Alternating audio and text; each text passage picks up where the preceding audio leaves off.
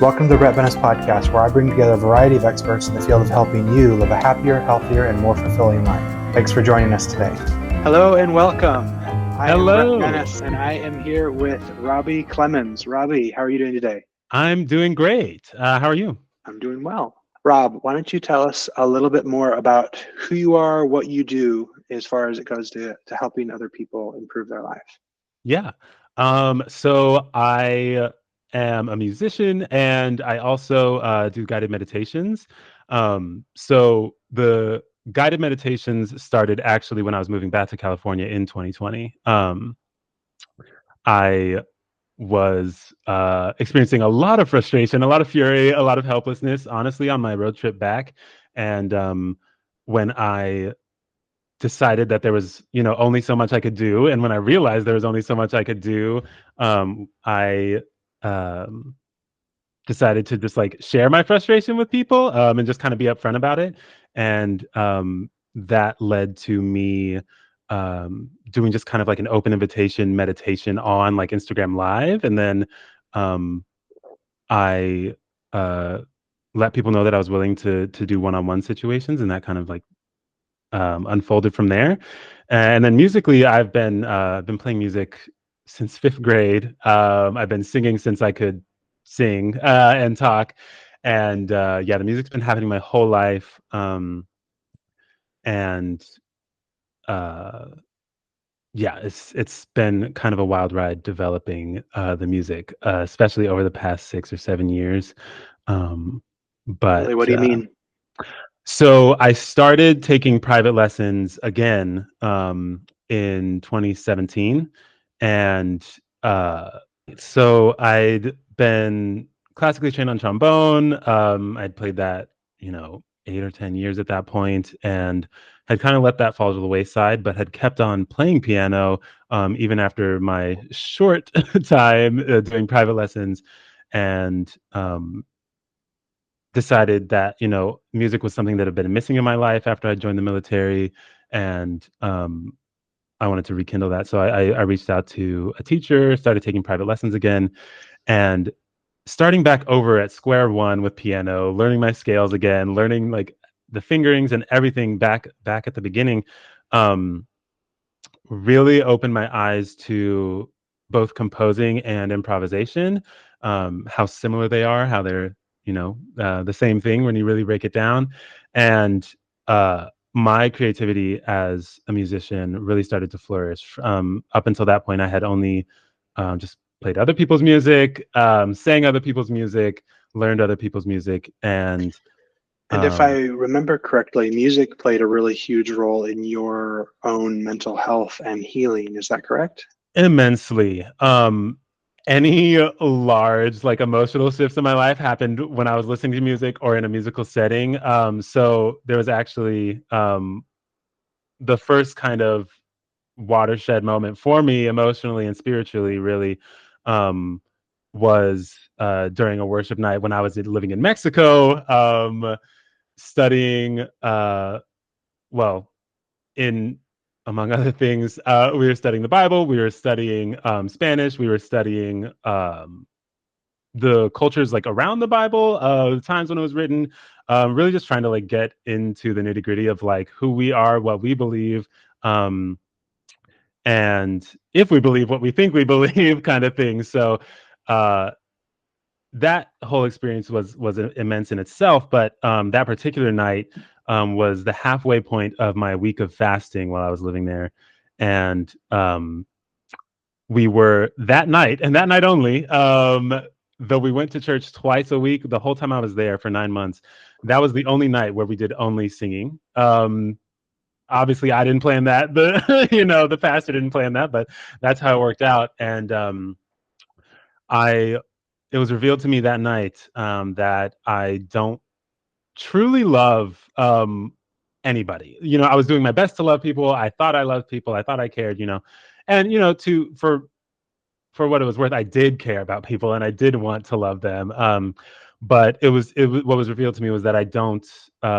There's blockages, and there's ways that um, I didn't even think of was possible to love people. And um, You would that say was, perhaps you were doing it more out of your will, like you're supposed to, so you're treating them this way, versus this is something that pours out of my heart, so to speak.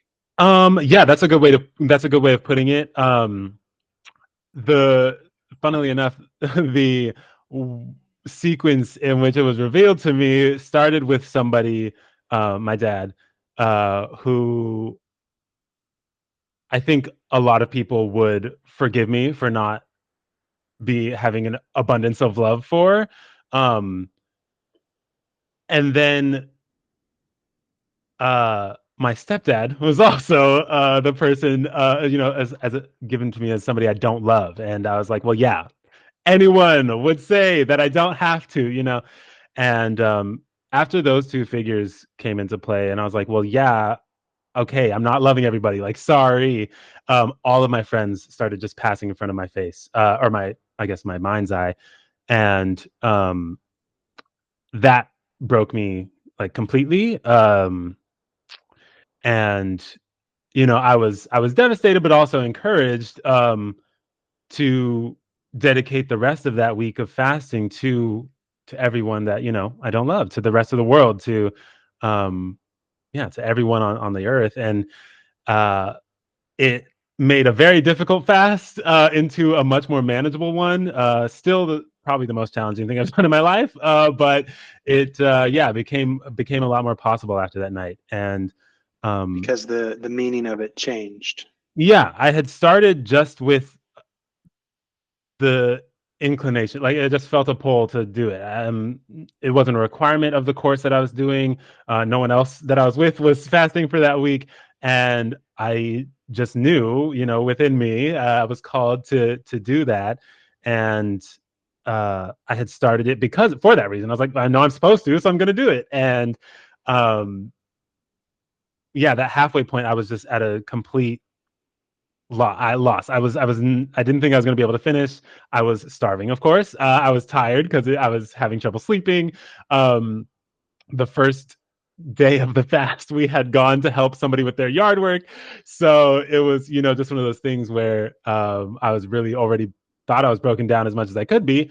And then lo and behold, my mental and emotional state were readily available to be demolished a little bit more. And so, yeah, it changed the perspective of me for doing it for just some kind of nebulous reason to, no, I'm dedicating it to this new mission to kind of just love everyone. And the coolest part about that is that it wasn't until years later I had started those private music lessons. I had started doing yoga. And when I was doing yoga, uh, the instructor recommended that we be kind to ourselves for this next movement because it's I don't know if everybody's heard of it. A lot of people have. It's called Warrior, and um, people often see the magazine version of Warrior or the advertisement, the yoga poster, whatever, and it's a really striking pose. It's really cool, but when you try to do it yourself and you've never done it before, it's really hard to get into the pose, and often people will I think I compromise. actually hurt myself doing that Yeah, pose once. exactly. And people will compromise their bodies to fit into that pose.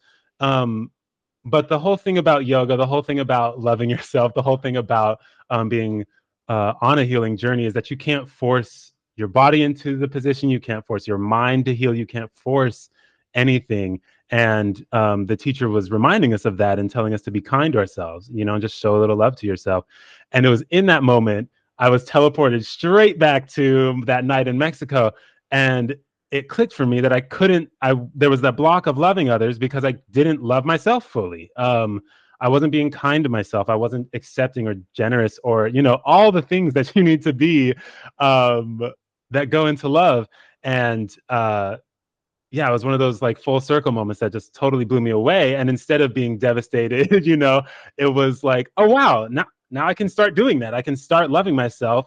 And the more I fill up my own cup, like the easier it just pours out. And then I don't have to love other people, it just happens. I don't have to force myself. And that's the thing. I was forcing, myself for so long. Same with the music. I was just learning other people's music. I was learning other people. How do you play this? How do you play this emotion? How do you do that emotion? And that new teacher that I started going to in 2017, um, phenomenal pianist, and and singer. And his main philosophy is that we do, as part of all of our lessons, um, time is set apart for improvisation, and it's a meditative improvisation. We start with quiet. We start breathing, start breathing and focusing, and just kind of settling into the moment, and then um, we have to start by just playing two notes together, just two, and they sound at the same time, and we have to let them ring out and go completely silent before we play another note. And um, that approach to playing music really, yeah, as I said, helped me come into my own as a musician. And I started writing my own music after that. I immediately spent my own time just doing meditative improv of music, just um, sitting at the piano, playing notes, and like letting them ring out, letting the sound fill the room, letting the silence fill the room. And that's one of the key parts of music that many people, not everybody, but many people neglect is the quiet and the silence and the rests. But any person who reads music can tell you that the music needs the rests, and if they're not in there, you're not going to know what to play. You're not going to know how to play, and um, Sometimes the silence is more powerful than the music because of the way that the music has set you up for it. absolutely, absolutely, and they always work together. The silence and the noise, the chaos and the order, all that, and yeah, it's been a really interesting shift going from uh, learning everything and learning how to do yoga, learning how to do this, learning music, and then writing my own music, guiding meditations for others, and uh, you learn more and more as you teach. So So, how did that lead into the breath work? Is that what you did for the guided meditations? yeah, so the guided meditations often started with uh, silence and patience, and um, Like the music? yeah, just like the music. We'd start obviously with breathing, getting our breathing nice and even, in and out, and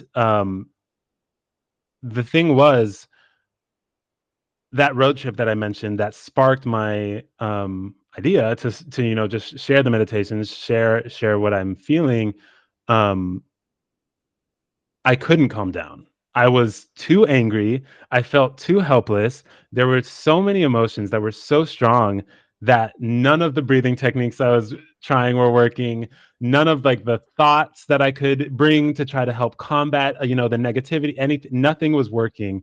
And I was in the middle of nowhere. I was on my way from Idaho to Oregon, Bend, Oregon. It was just, one of the legs on my trip, middle of nowhere, driving through the mountains, furious, could not calm down to save my life. And um, it was one of those things where you've, learned and heard, all the time, just, be where you are, and like, it's okay to feel your feelings and all these things. And it's like, yeah, you can know all the tricks in the book, you can know everything. But when you really get hit with something that's, insurmountable, really, in a way, um, it's you forget those things. And so what clicked for me on that trip was, I'm trying to tackle a problem that's too big for me to tackle alone. And that's where the frustration is coming from. The situation is difficult, as well, but I'm so frustrated because I'm trying to fix it alone, and I can't fix it alone. And um, you know, a lot of the frustration and fury from that trip and the feelings of helplessness was, um, like I said, it was 2020 that I was moving back, and so there was COVID going on. Um, uh, George Floyd had recently been murdered, so that was all over the news. Police brutality was all over the news, and that's something that's been around, and that I've known about. And it's been something that's, incredibly frustrating as somebody with brown skin in the United States and like the world at large, really. And all of my frustration and feelings of helplessness about the situation was coming up in that moment. And um, when I finally hit the wall for, I don't know, maybe the 20th time on that little leg of the trip of, I can't do anything. I can't do anything. I'm mad. I can't do anything. I stopped and I was like, wait, no, I can do something. I do have something to give. Maybe I'm not the person on the front lines protesting, fighting with the cops and getting arrested and going to jail. Maybe I'm the person uh, making like a healing space for people to come rest, restore, recuperate, to go back out and fight, and it was a really hard pill to swallow. I think in the Black community, there's a lot of like fighting to prove one's Blackness.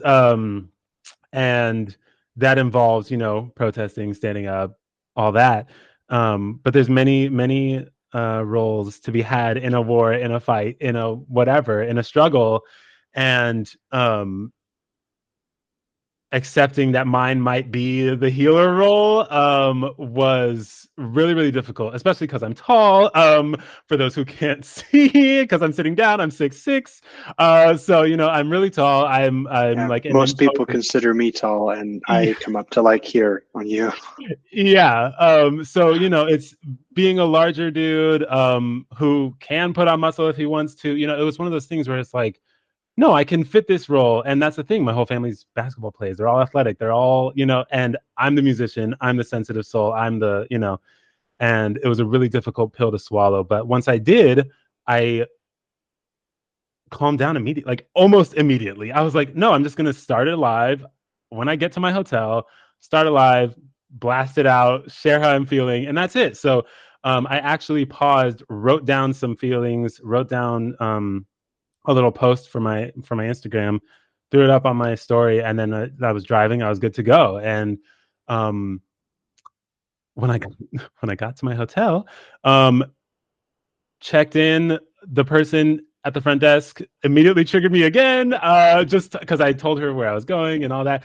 And she was like shocked that I was moving to California. Because she just escaped there and couldn't go back. And I was like, okay, can I have my room? And yeah, it was just not a welcoming environment. And so I got to my hotel room, did some push-ups. You actually had recently selected me for like a push-up challenge with veterans slash the military. So I was doing that. And then I I mean, honestly, moving your body is one of the best things you can do to get emotions moving. Shake your body out, move your body. But yeah, that was the first night I did just kind of like a group meditation, and 4 or 5 of my friends showed up, which was more than I expected. I expected no one to show up, but 4 or 5 of my friends did. People that I'd known while living on the East Coast, and people that I'd known, from high school, and I just them showing up made me feel a lot better. It helped calm a lot of those feelings of A, helplessness, B, loneliness, C, fury. And as we went through the meditation, I felt, a lot of like my inner space just melt and relax. And afterwards, I had 2 people reach out to me and say that that was the calmest they felt in a long time. Uh, and it was like that immediate recognition, that immediate feedback of like, hey, this helped me to calm down a little bit, to relax, to like rest. And um that was the most encouraging thing ever, because granted, I felt better, um which was awesome, and then to know that me being honest about how I was feeling and sharing that with others, um because I hadn't guided somebody's meditation before. I hadn't done those things. And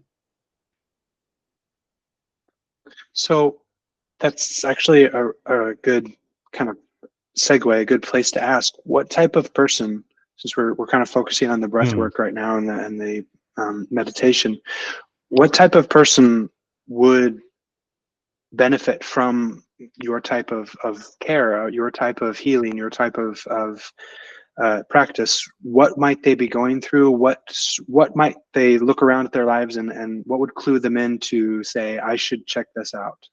right. So, um,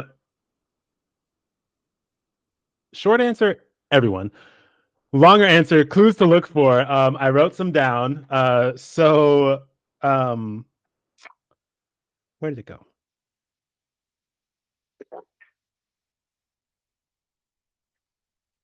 Well, can't find it. It's all So right. we're going off the brain. Off the top of your head's Uh, great. yeah. So one thing would be recurring emotions. So, um, granted, every day, people just kind of like fall into a rut anyways. But I've found recurring emotions that come up in different situations, or that may be similar but not quite the same, and it brings up that same emotion and it brings up that same sensation in your body. um, that's pointing to something.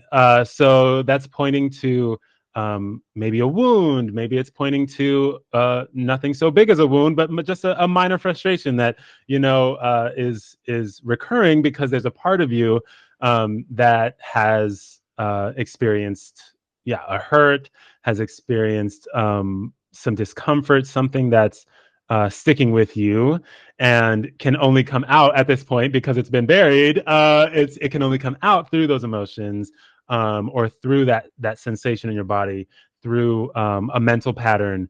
And so, looking for that recurring emotion, there's often a recurring thought paired with that emotion. Um, so those are like kind of two in one thing to look for. And then I think if you keep your eyes peeled for that, it's gonna make itself known. And that's kind of what goes into each session is we start to make space for that part of the body that we've buried or hidden, or usually it's subconscious. It just happens because we've got stuff to do, we've got work, we've got kids, dogs, all that. Getting to the gym, eating, like cooking a meal I've every day. I've also found, I would see that that's really important, because I've also found where when you finally have space to relax is often when those, even physical pains, but emotional pains, all of those things start to rise. And it's not like you just got hurt, it's that you finally calmed down enough to feel the hurt. Absolutely, absolutely. And I think the kind of magical slash interesting and amazing thing to me is that um our body is constantly telling us that it's happening, with the emotions, with the physical sensations. And the physical sensation specifically is usually tense muscles.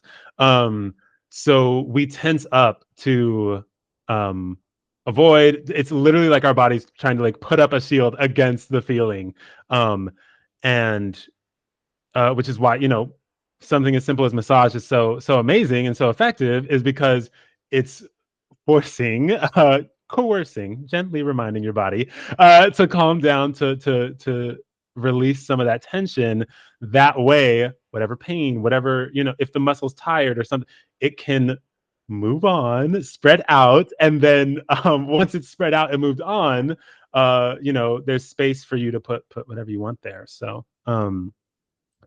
it's I've also heard very recently of research that is indicating that there's a type of memory that's stored in your muscles, and it's not just like the fast twitch stuff. It's actually like biochemical memory of your past. mm, People tend to think that your mind, your brain is all up here, but it's actually throughout your entire body. The entire network of your neurons is throughout your entire body, and there will actually be certain places of your body that house memories. And so it might have something that's like, why is this part of my body sore just because of that? It might not seem like it's related, but you're actually, that's where that memory happens to be stored. And so working through that, whether through movement or massage, can actually work through the biochemical memory of that emotion. Right. And that reminds me, because when people are doing like hip opening exercises, it's common for people to just burst into tears. And it's specifically the hip opening exercises that do it because grief gets stored there. And just like you said, with the biochemical, memory, it's something that comes up a lot during yoga classes, or any type of like healing movement kind of thing. If it happens to be placed around the hips, or if there's an emphasis on the hips, the teacher will often say, like, if you start crying, that is normal, that is okay. And it just goes to show you that yeah, we've got research backing it. We've got teachers who say it all the time because they experience it all the time. And it's wonderful to just have so many different avenues of information that are confirming that for us. And yeah, There it's was a mind-boggling. time there was a time during my wife's healing journey that she couldn't get a massage or go into a yoga Mm, class without just like breaking down sobbing because of working through the PTSD, the CPTSD that she was working through. And yeah. it was very musculoskeletal for her. Hmm. Yeah. So personally, my right hip holds a lot for me. And that has really like spread to the rest of my body because it's such an integral part, and when I actually, a few months before I left Maryland, I had started taking an animal movement, or like some people call it primal movement class, where you basically just run around on all fours. It's like playing around. It's super fun, really difficult, physically, and just yeah, it's an amazing workout, and it was really healing for me because it was the first time I was really staying consistent with a workout. All the times before, I had started too hot, gone too hard too quickly, and injured myself and have to take a break, then do the same thing over again because I want the progress. I want, I want what I want. And then I started doing this class.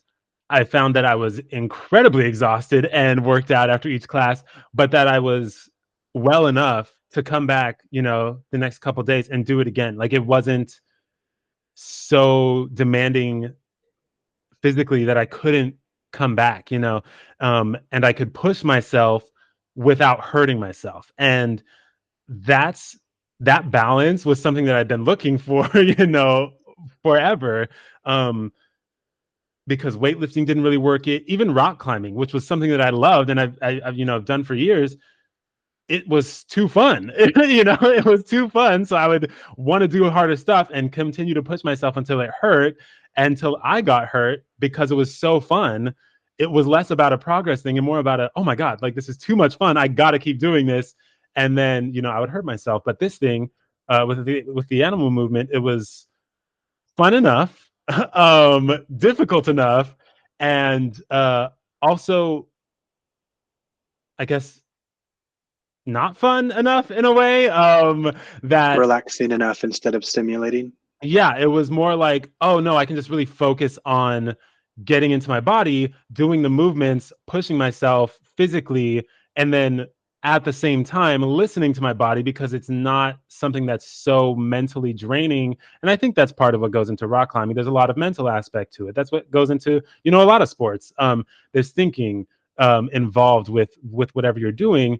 But if you take that thinking down a little bit and give it something really simple to focus on, like doing a bear crawl forward and doing a bear crawl backward, and then that's all you do, for a good 5 minutes, um, before switching exercises,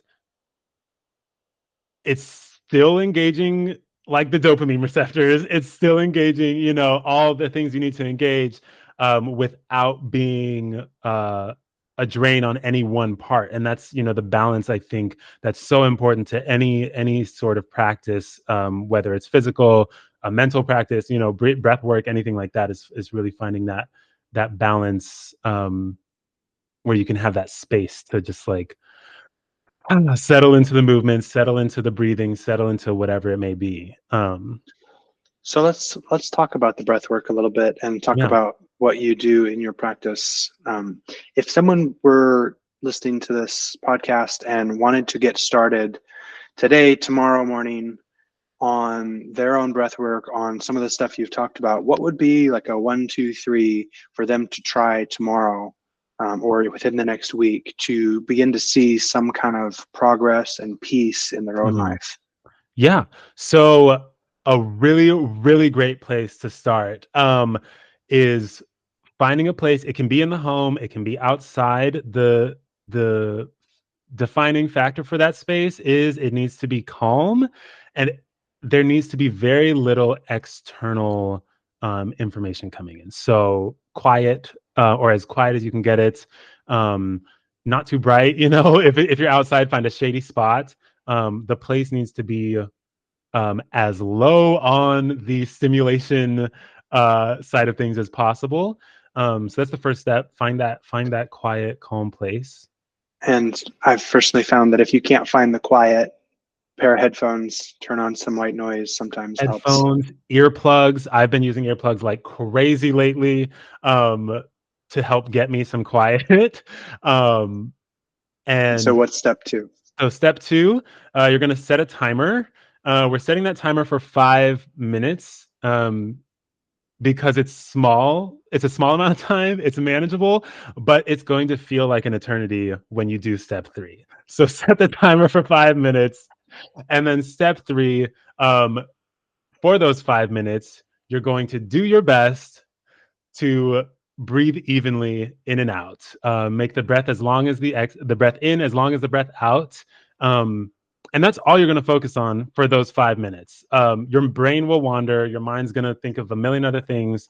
And that's why it's so important to find a place that doesn't have any external stimuli, because there's going to be a lot of internal stimuli coming up when you do those 5 minutes. And the key to those 5 minutes is being gentle with yourself, no beating yourself up, for losing track of your breathing. We're not trying to go for perfection right now. What we're doing is just starting, and that's really what it is. So step three, do your best to breathe in and out as evenly as possible, for those 5 minutes. And anytime your brain wanders, anytime your mind goes somewhere else, just gently bring yourself back to that steady inhale, that steady exhale. And when the timer's up, you're done. Go about the rest of your day, do your thing. And I can all but guarantee you will notice how much is actually going on all the time that you're not paying attention to, and how relaxed you might feel after 5 minutes of giving that stuff space to bounce around. That's awesome. How would you suggest perhaps someone is dealing with rush hour traffic or Mm. dealing with a difficult boss and they're sitting in their cubicle? What would you suggest, like an on-the-go way of kind of either adapting that or a different practice, different technique of, my emotions are raging right now. How do I get back a little bit into the Zen zone? Yeah. So there's two things. One is, if you have the ability to listen to something, nature sounds. Nature sounds, nature sounds, nature sounds. A river, snow falling, rain, trees swaying in the wind, nature sounds. Our bodies are wired to be hearing that all the time, and we don't hear that all the time if we're spending a lot of time indoors, if we're spending a lot of time in the office. If you are able to listen to something while you're in the office, nature sounds. While you're driving to work and you're tense, nature sounds. I personally love like a babbling brook, but whatever, whale noises are really good too. People don't really think about the whale noises, but they can, unless you have thalassophobia. If you're scared of like deep dark water, don't do the whale sounds. But yeah, nature noises in general can really help you out. If you don't have the opportunity to be listening to something, say you're in a conversation with the person, or you're directly in the situation where that's causing all the anxiety, causing all the stress, you're still going to do what you did in those 5 minutes, just not with that amount of time. So you're going to give yourself a little bit of space. The conversation's not going anywhere. The boss isn't going anywhere, especially if they're mad at you. You're going to take at least 3 breaths, but just make sure they're even. They don't have to be super deep.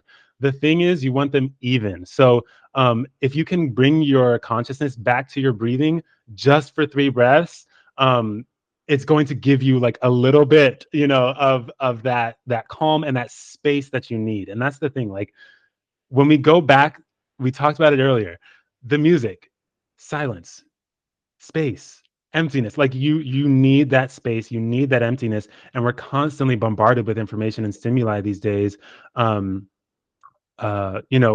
City noise, advertisements, TV, music, people, cars, all those things.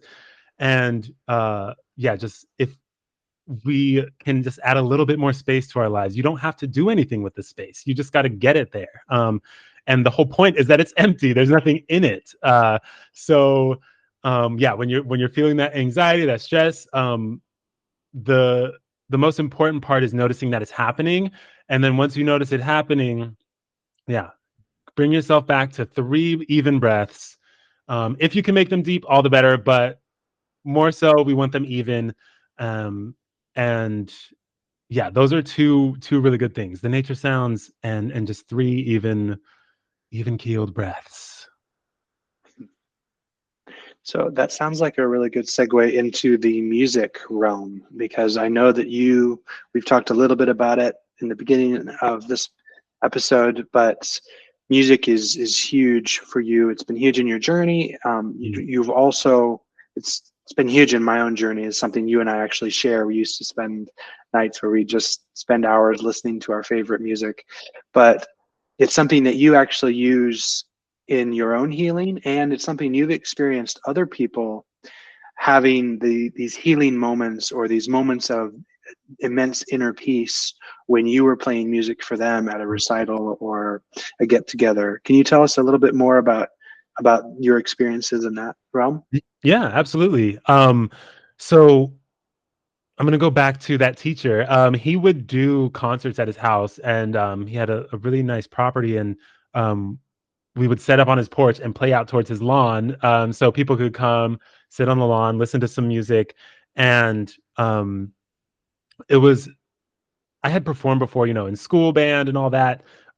This was the first time, kind of getting to choose what I wanted to sing, choose what I wanted to play. And when I started teaching myself guitar, it was the first time I performed, my own music. And the first song that I wrote, I played at one of these concerts on the lawn. And when I got done playing, I was a little emotional. I was very nervous. It's quite a jarring thing to kind of bare your soul that way. And people really liked it, which is, encouraging as a musician. It's encouraging as an artist. But one of my friends came up to me and said that, like, my voice when I was singing sounded like a warm hug, and that meant more to me than if somebody said I had played technically well, because I know I made mistakes when I was playing. And after that, that really stuck with me, and that's what I wanted to play for people. I wanted to play that feeling of calm. I wanted to play the feeling of like comfort. And my teacher at the time, whenever I would improv, he said that my defining, the tell that it was my music, is that there's a lot of space in it. And I don't think there's a lot of silence in my music. But my teacher, and also a fellow student of mine that I would share lessons with, said that my music has a lot of space in it. And um, I think that's what is giving people that sense of, comfort and peace. It's amazing. One of the things that my wife and I have talked about is how there are like different levels of depth to music, and you can kind of different parts of you, for example, your body, your mind, your heart, your spirit, all of these things can be affected by different kinds of music. And you can kind of tell when you begin to kind of notice or begin to look into these things, you can kind of tell at what level a music was written from. And you can tell that whether it was written from a place of the heart, from a mental space, from a body, from the spirit, all of that. And music is intriguing and amazing because it is such a powerful carrier of these different like intents, these different communication of such a massive things that are beyond words in so many cases. And you look at physics, and you look at what we are made up of in at our most basic state is energy, and how all of that goes together are usually like they're waves of energy. That's the makeup of all of reality, and music is so interconnected with that, because it's literally you're making waves into the energy that have that if you do it well, it can have such a profound impact on someone. And it's so intriguing at the different levels that it can have. And it sounds like you really do something it sounds perhaps like I've heard some of your music, and I would agree with this, with what you're describing, that it's like it's a little bit spirit, a little bit like a little bit emotional, like it's right in kind of in that range. And it sounds like the people who are listening to your music are really experiencing the peace and release and calm. It sounds like that you have spent a long time in your own inner journey acquiring and developing that piece. So the fact that I'm not surprised, the fact that your audience is hearing your music and experiencing the thing that you spent years cultivating. What are your thoughts on all that? So one thing that I really, really love talking about is that idea that you were just talking about. And it might as well be a fact, that music is what the universe is made of, and we are what the universe is, made of. And it's those waves. And something that has been a really cool kind of guide for me is that music is the universal language. And I mean that literally, because it is the language of the universe. And we, being parts of that universe, can all speak it. And so something that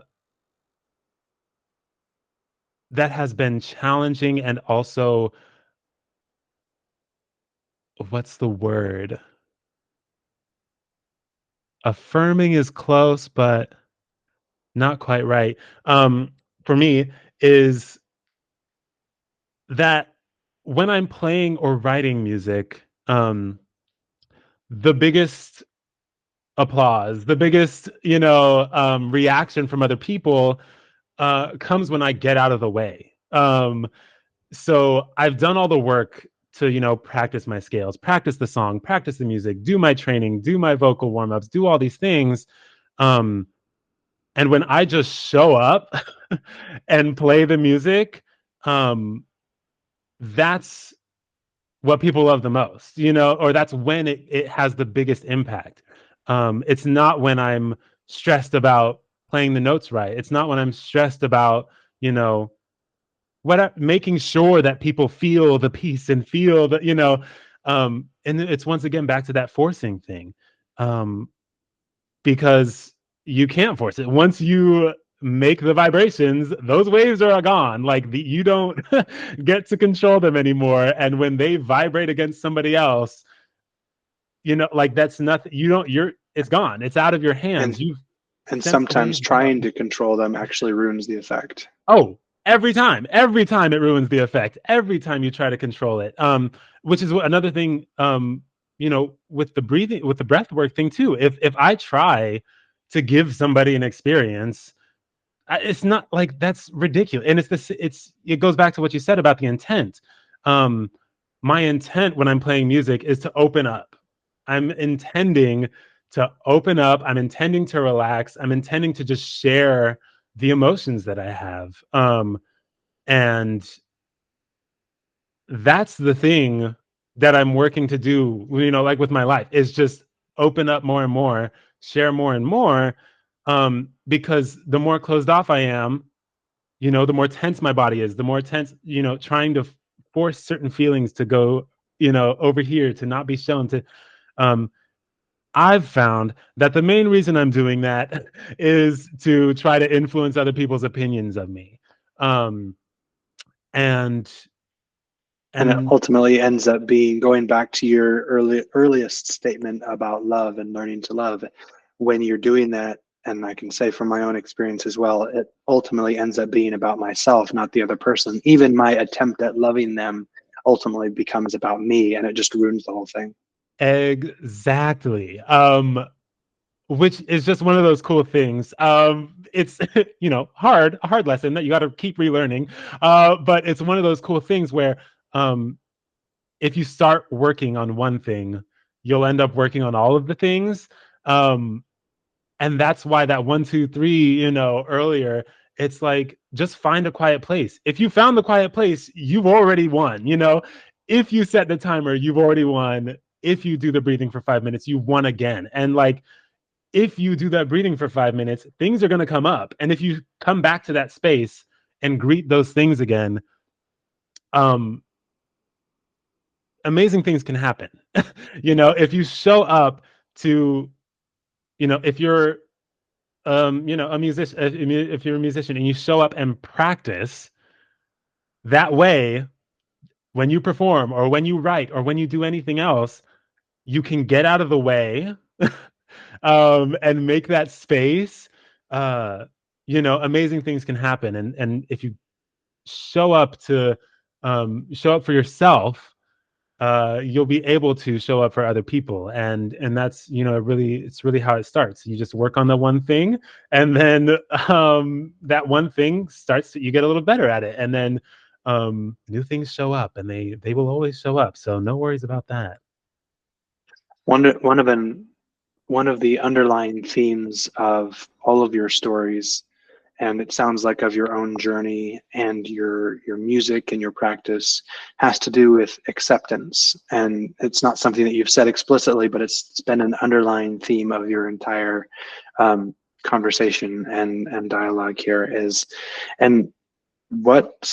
How would you suggest someone move forward on and just accepting that it's a journey, rather than, like you said earlier, trying to perform, trying to be perfect, trying to get there, wherever there is. There tends to move whenever you get there, by the way. Certainly. But how would you suggest for someone to kind of start their own acceptance of where they are in their own journey?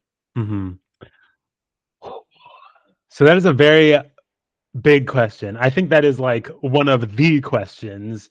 And when it comes to starting to accept yourself, I'd say if you can find one thing that you like about yourself, and after you find that thing, say it out loud and say it to other people. It's a big step. It's a huge step, but I think it's probably the smallest step that we can take towards accepting ourselves, accepting where we are on our journey, and the journey is a circle. It never stops. It keeps going. But if you can find one thing about yourself that you can say out loud, and we're not even going to say to other people right now. If you can say it out loud, and in your own being, accept and praise that part of you, then you can begin to accept where you're at on your journey. You can begin to accept that it's about the progress. You can begin to accept that it's not the destination. You can begin to accept that you will never reach that destination. And you can start to accept that it's the present moment that matters. It's the present you that needs love. It's the present you that needs acceptance. And it's the present others around you that need that same love, that same patience, that same acceptance. And yeah, so just to reiterate, the one thing you can find one thing, and if you have more than one thing, awesome, you're off to a great start. But just pick one thing about yourself. It can be about your body, it can be about your mind, it can be about your temperament, your your attitude. It can be whatever. Just to find the one thing about yourself that you can allow yourself to love. You can allow yourself to be happy and proud of. I love that. And one of the things that I think a lot of people in my own journey have been held back from that sort of thing is that they've been taught that self-love equals arrogance. Mm. And humility means thinking less of yourself, Mm-hmm. focusing on the things that are less than ideal about yourself. But from what I've learned over the years, this has actually been a huge part of my own journey. Humility is not about thinking of yourself as lowly. It's about seeing yourself clearly. Mm. Absolutely. Rather than seeing yourself through other people's eyes or through the eyes of comparison or all these things. It's about seeing yourself as you really are, the good, the bad, the ugly, the praiseworthy, the not so praiseworthy. It's seeing yourself clearly where you are in your journey right now, not condemning, not whatever the opposite of condemning, I forget right now is, but just seeing it clearly right now. That is what actually gives you the true power to be able to take the next step on your journey, is because you have to see yourself where you are in your journey right now, which is true humility. That is so huge. It's one of my biggest pet peeves with society. Not obviously every society, but a lot of cultures view humility that way. And it's a dishonesty, really. If you say you speak down about yourself to others, you're lying to them, and I think this really brings us back to an important point, is honesty. It's about being honest with yourself. And like you said, seeing yourself clearly. If you can't be honest with yourself, you can't be honest with other people. And it's not a bad thing, to be honest. That's the thing. It's like, it's so looked down upon to be like, no, I'm really awesome at this thing. Like, do you see? Like, I just did it. It's really good. And I think what's really important about that is what you said about comparison. Seeing yourself without seeing yourself through comparing, and if you like this part about you, it's less important if other people like that part about you. It's great when they do, but when they don't, it's easier to accept. And we're right back to acceptance, but yeah, it really comes down to practicing. And that's the thing, you got to practice. We aren't really raised to learn how to be honest with ourselves. We aren't raised to learn how to be honest with our emotions and to share our emotions, especially as men. But everyone is taught to hide their emotions if it doesn't fit in, if it's not cool, if it's arrogant, if it's if it's going to get somebody in trouble, if all these things. And so now that we are grown up, or a little bit more aware of that fact, it's up to us to be honest and to practice that honesty. And it's just little things at a time. You don't have to bite the whole cow off. Aren't going to be able to eat the whole cow at once. I'm making up a new phrase, but that's what we do. Go with it.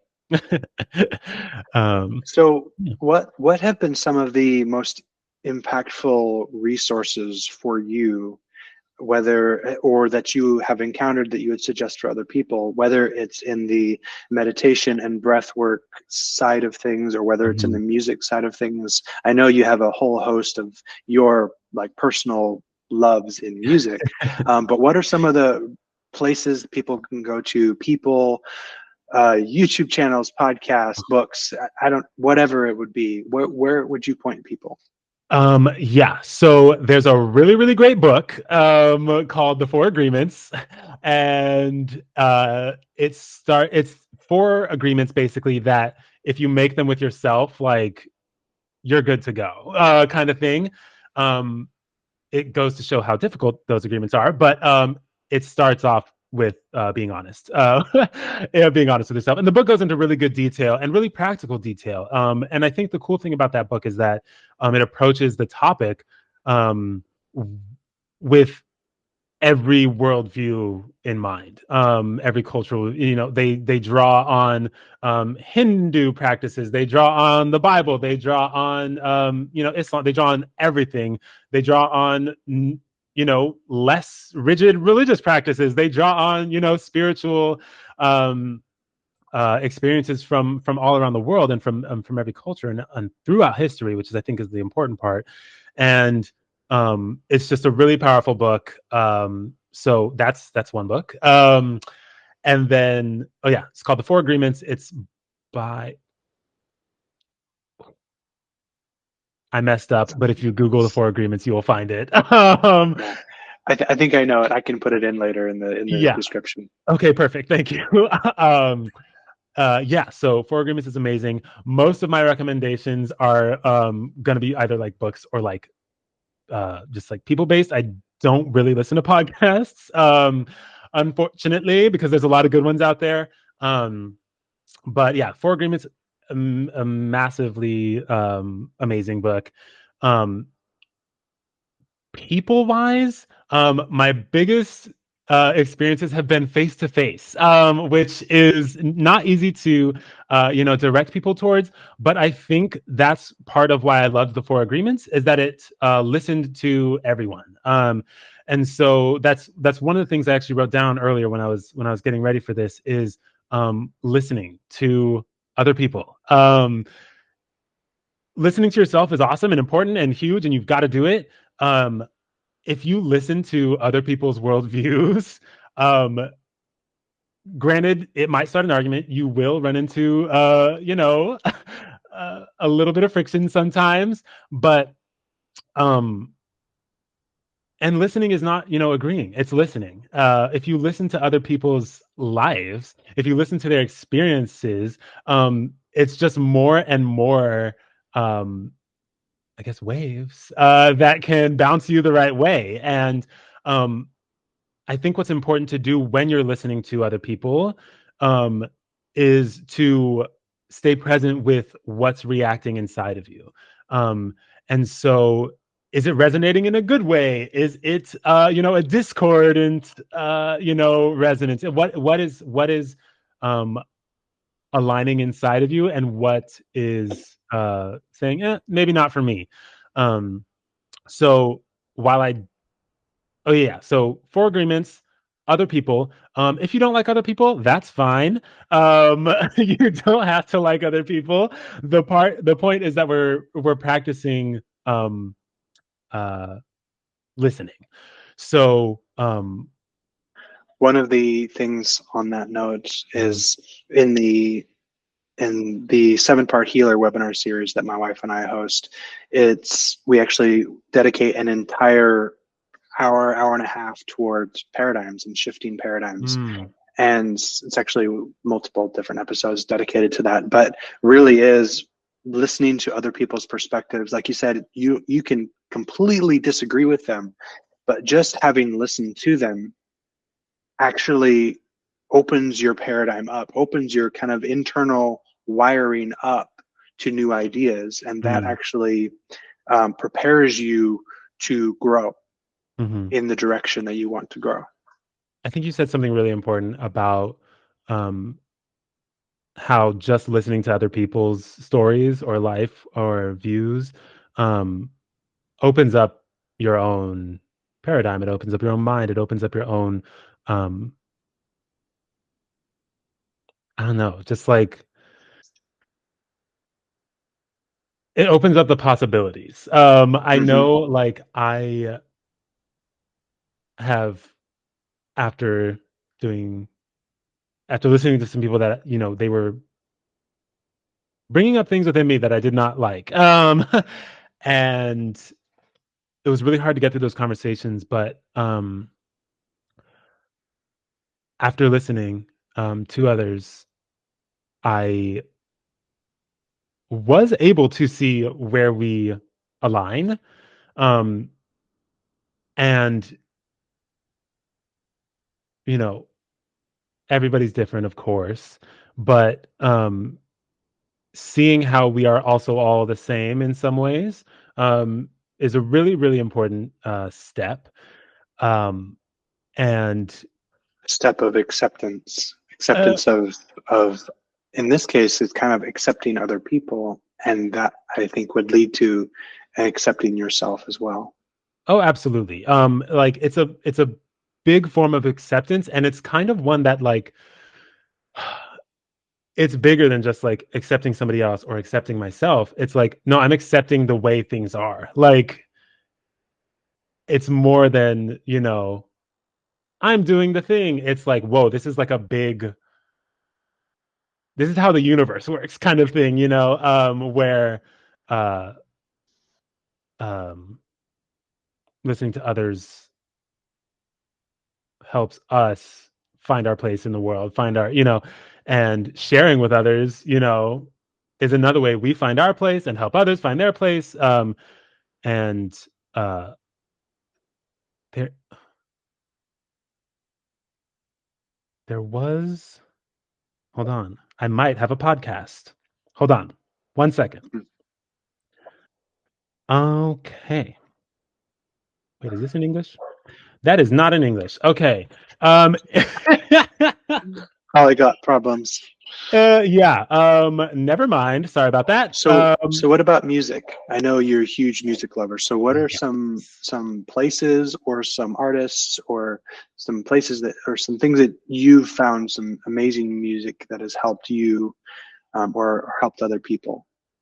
Right. So, place-wise, what, and this is you know, gonna change for every person depending on what music they like to listen to. But if you go onto, darn it, oh my God, it's a website that shows you events that are happening near you. You can also Google that, but there's like a specific Eventbrite? you can use Eventbrite. Ooh, what was okay? We're just gonna say Eventbrite for now. But if you search music in the genres that you like, happening at local venues, um, people have gathered and played music forever since we have been humans. You know, like that has happened. So it's one way to A, connect to your roots, and B, give your brain, which as much as we like to pretend, has not evolved past hunter-gatherer mode. Um, it gives your brain some comfort and familiarity that is kind of deeper than your waking consciousness. So find a local um, music venue that plays music you like in the genre you like. So that's, yeah, you can use Eventbrite. I'm struggling to think of the other website, which is tragic. And if so, I would recommend if you're going to go to a live music thing to bring earplugs. They are not always like thinking of it, sometimes it's just to be loud, sometimes the sound is done well, but yeah, just bring earplugs. That way you can still go enjoy the music, enjoy being around other people who are enjoying the same music without like overstimulating yourself. But What about certain artists that someone might be able to Google that you have found healing or other people have found healing or calming? right. Okay. So for okay, I've got a lot. But I'm gonna stick to a couple. So for if you do like electronic music, there's an artist called Stromae. That is Stromae, like maestro, but switch the Mai and the Stro.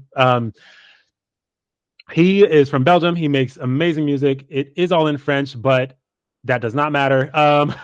It's just really solid music, and he's a fantastic musician. So for anybody who's worried about like the electronic side of it, he's an amazing musician, and it comes through fantastically in his music. The subject matter, if you do look up the lyrics, and even musically, is usually more serious and related to like subjects that don't usually get talked about in kind of like club dancing music.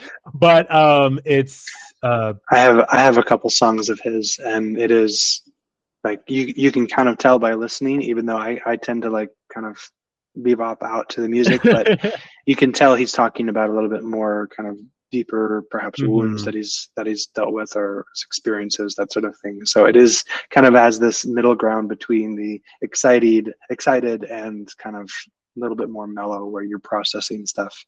Absolutely. And there's okay. Everyone has an angsty phase, all right? So that's just the way it is. A specific album by Fall Out Boy. It's the Infinity on High album.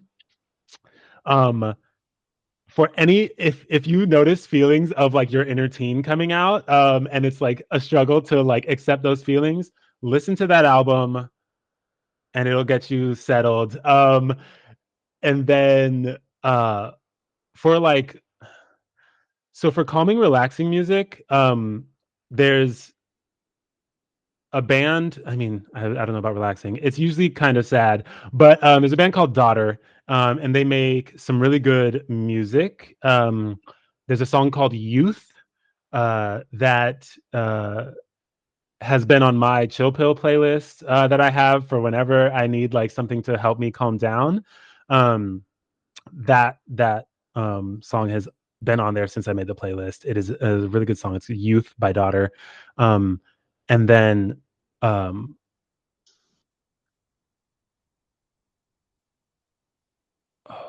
who else? I mean, there's too many.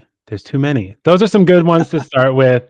I might throw in there as well, NF. The artist NF is amazing. He's a rap artist, but his whole, and I would say, and every NF fan is going to join in this, start at the beginning. He's produced like 6 albums. They've all been amazing. But if you're at all a fan of rap, his journey is kind of chronicled in those 6 albums, and it's really him processing out his emotions. And so there's a lot of angry stuff, there's a lot of sad stuff, there's a lot of just hip hop and let's get going stuff. But if you follow his journey, he's lyrically, story wise, he's genius. But it's also, I've found it incredibly helpful. And during my own time where I actually there was a season of my life where I couldn't feel emotions very well. I had turned it off, but music could draw it out of me. And his music was actually a huge part of my own being able to feel and process emotions during a time where it wasn't safe to do so. So that would be a great one. What would be for like breathing and body work and that sort of thing? What would be some resources that someone might be able to Google, or an app, or something that people might have access to? Yeah. So if you want to like dip your toes in some yoga without getting deeper into the real practice, which is something that we don't see very often in the States, the Yoga with Adrienne is a great teacher on YouTube. She does a really good job of giving you a little bit of the spiritual side of things without doing too much of it. If you just want to dip your toes a little bit, you'll still get the mindfulness and the breathing. For any sort of like deeper breath work, those are a little bit harder to come by. You can YouTube guided meditations on breath work, or guided meditations and breath work on YouTube. Those, I mean, like the main things you're going to get are kind of just like copy and paste, chop these things up. You can still get, help from those things, and it's really fine, whatever works. So if that stuff works, awesome. I've found that either one-on-one or in person is really good. for that kind of thing, just because it is like an energetic practice. So yeah, it's a good place to start though. Is YouTube, just because there's so much of it on YouTube. And then wait, we were talking. I'm gonna give myself a little Breathwork, body space. work, Yeah. um. apps, websites, YouTube videos. Oh yeah. So there's an app called Headspace. Um, I have only heard good things from my friends who've used it. I generally, for my own practice, spend most of my time alone with my own thoughts, which is scary enough as it is. So I don't necessarily recommend everyone start there. But yeah, Headspace is an app that a lot of people use, a lot of people love. And that has guided meditations. It has white noise makers. It has, I believe, it has like ambiance kind of things too, if you want like a certain, kind of like space. And if you're doing your little 5-minute practice thing on your own, you can still go to like YouTube and just look up like a Zen garden sound, or, one of those nature sounds I was talking about. Yeah. And then what about yourself? Where might people be able to either see more of what you do or reach out to you or any of those things? Yeah. So I am not super present on social media, but I do have an Instagram that I post basically all of my art on. I do drawings. I post if I working on a song or something like that. I'll post that on there. So that was where I was doing my open invite guided meditations, which I have ceased for the time being. But if you want to reach out to me through that Instagram, yeah, absolutely feel free. I still do. I'm still able to do like the one-on-one guided meditations over, Zoom, WhatsApp, some sort of video call situation. Um, And what would the be your Instagram handle? Yeah, so the handle is at Luther Taicho. Luther is spelled normal, and then Taicho is Daicho. All one thing, no underscore, no dashes or anything. Um, and yeah, you can listen to some of my music. You can listen to me rambling. I posted video journals for a while. So yeah, just talking about stuff. So that's all there. All right, awesome. Thank you so much for being with us, Rob. Yeah, thank you so much for having me and inviting me. It's been awesome.